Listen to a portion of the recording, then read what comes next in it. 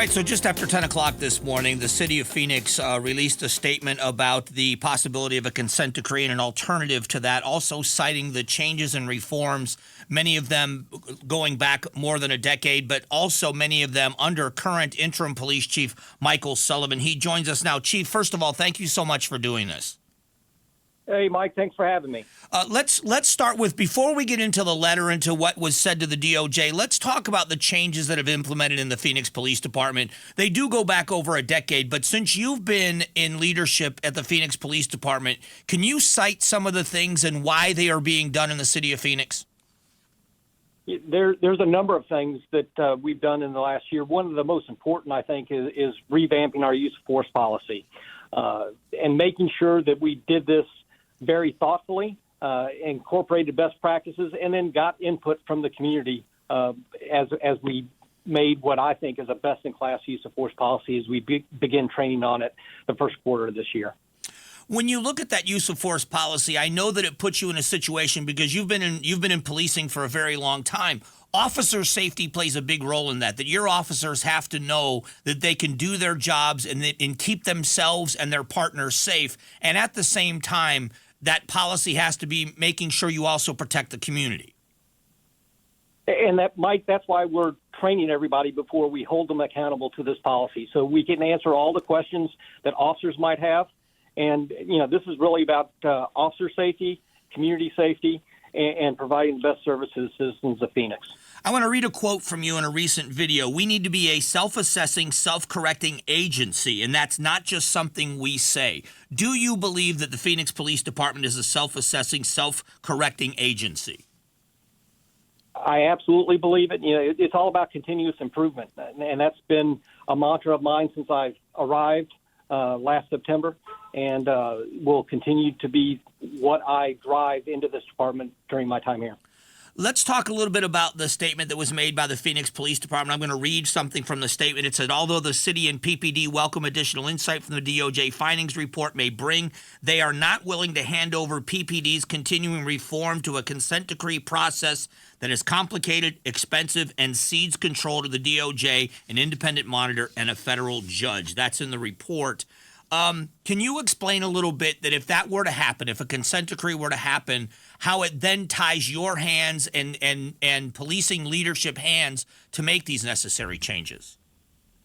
First of all, I want to be clear that I'm focused on reforming this police department and continuous improvements that we have. But just as an example, Mike, when I did the same process, reforming a use of force policy at the Baltimore Police Department before I came to Phoenix, it took 2.5 times the amount of time that we've been able to institute here because of the bureaucratic nature of oversight from the federal government. We can accelerate reform. We can be better, faster, and provide better service and continue to fight crime and hold ourselves accountable outside of that process. But we're going to continue to work. We have seen crime overall in the city of Phoenix drop in the last year, and with 12% in homicides.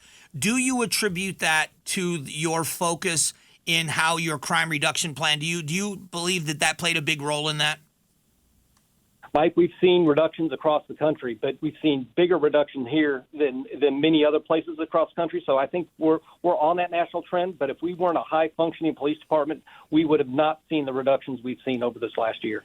Now, I know that this is kind of anecdotal, but in talking to people within the police department and people that are possible, that are recruits to the police department, one concern has been this DOJ investigation. Do you believe that this statement here, and do you believe that a final resolution to this is going to help with recruiting to get you to the staffing levels you need to be at? Mike, this is an incredible police department, and I encourage anybody that wants to be part of a major city police department, see everything that this wonderful community has, this is the place to be. So, regardless what happens with the DOJ, this is a great place to work. When you think about that, officer morale, what feedback are you getting? And when you you said you got input from the community on use of force, also from other people in the agency. What feedback are you getting from officers in Phoenix and what they feel that they need? We need more officers. When you're 500 officers down trying to provide high-quality service, our officers are tired. They're working a lot of overtime, and we need folks that are willing to come out and devote themselves to service to this community, to a mission that not few people can stand up to. I mean, we are out here to prevent, control crime, provide justice to victims, and public safety of this community. I can't think of a higher calling. Yeah, and what does it say about about your agency? If you're 500 officers down and yet you're seeing this dramatic drop in crime, that says a lot about their work ethic.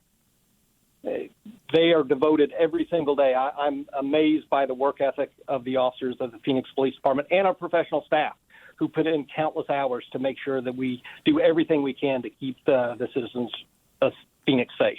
Now, I know you said that you are focused on the reforms and the leadership of the Phoenix Police Department, but as far as what we've read today about the letter sent to the DOJ and the statement made to the public, did you have input into any of those areas in what was put out to them? Were you consulted, and did you have any input on it? Yeah, I was part of the entire process, throughout the development of the letter to the DOJ and to, the report that really highlights our reform efforts over the last decade. Interim Police Chief Michael Sullivan joining us from the Phoenix Police Department. I know that this has just gone out, it's just become public, but is there any indication from the DOJ, any response or indication of when you'll get a response? That's a good question for the Department of Justice, and I would point you to their direction for anything, because we have not received any information from them. And has there been an indication of the end of the investigation and the issuing of that? I know that everybody's going to see it at the same time, but any issue of that report? Yeah, Mike, this has been going on for over 2.5 years, and it's the longest investigation that's out there.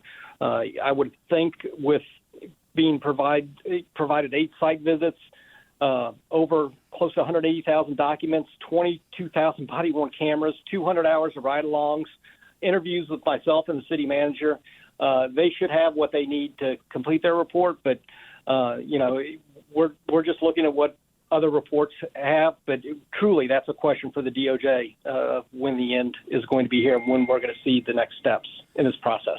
Well, Chief Sullivan, I appreciate the time today. I know it's going to be a busy afternoon for you. I appreciate you talking to my audience and the hard work you're doing, and I look forward to talking to you again soon. Hey, great talking to you, Mike. Have a good day. All right, you too. That is Chief Michael Sullivan for the Phoenix Police Department. He's the interim police chief, but he's in the second year of his contract there with the city of Phoenix. Thanks for watching the Mike Broomhead Show. Tap to watch the first season of Amazing Arizonans, a KTAR News podcast. You can also click the button in the middle to subscribe.